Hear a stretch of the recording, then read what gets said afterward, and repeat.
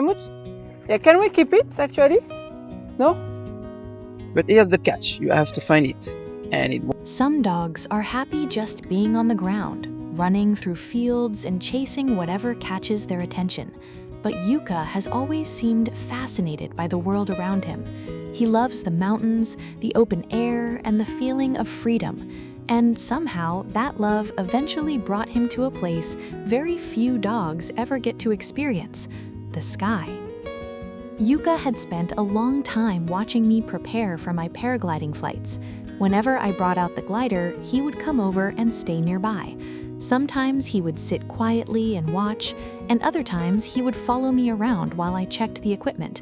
I never knew exactly what was going through his mind, but his excitement was impossible to miss. Eventually, I started wondering if Yuka could actually enjoy a flight with me.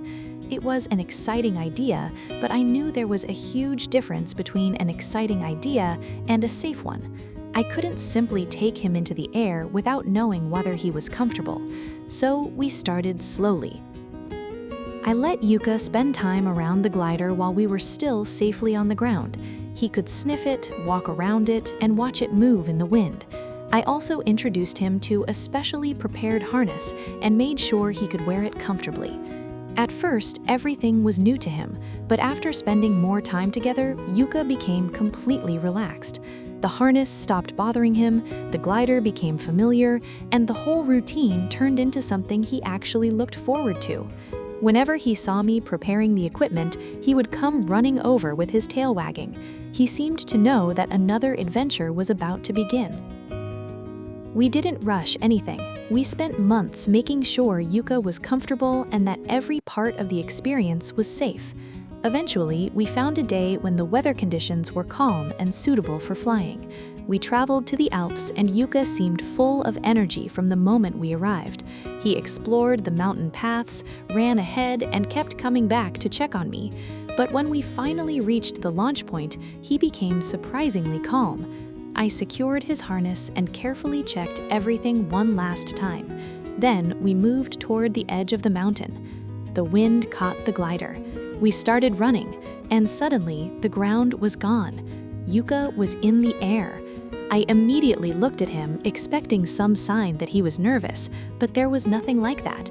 He stayed close to me and calmly watched the mountains below. The view was breathtaking, but I was more interested in watching Yuka experience it. He looked completely peaceful, almost as if he had always belonged there. That moment made me realize how much trust existed between us. Yuka didn't understand the equipment. He didn't know how the wind worked or why we were floating above the mountains. He simply trusted that I would keep him safe. And that trust meant everything to me. As we continued flying, I realized that this wasn't really about taking a dog into the sky. It was about sharing something meaningful with someone who had become such an important part of my life. Eventually, we began our descent and returned safely to the mountain. As soon as Yuka's paws touched the ground, he went straight back to exploring. He sniffed the grass, looked around, and wagged his tail as if we'd just finished an ordinary walk. I couldn't help laughing. For me, the flight had been unforgettable. For Yuka, it seemed like just another day. But maybe that's what makes him special. He doesn't spend his life worrying about whether something is unusual. He simply experiences whatever is happening in front of him. A mountain is something to explore, the wind is something to enjoy, and a new adventure is something to discover. Yuka has taught me that happiness doesn't have to be complicated. Sometimes it can be as simple as feeling the wind, seeing a beautiful view, and knowing that someone you trust is right beside you. That flight will always be one of my favorite memories with Yuka, not because we reached the sky, but because for a few unforgettable moments, we shared a world that neither of us could have experienced alone. Yuka is more than my dog.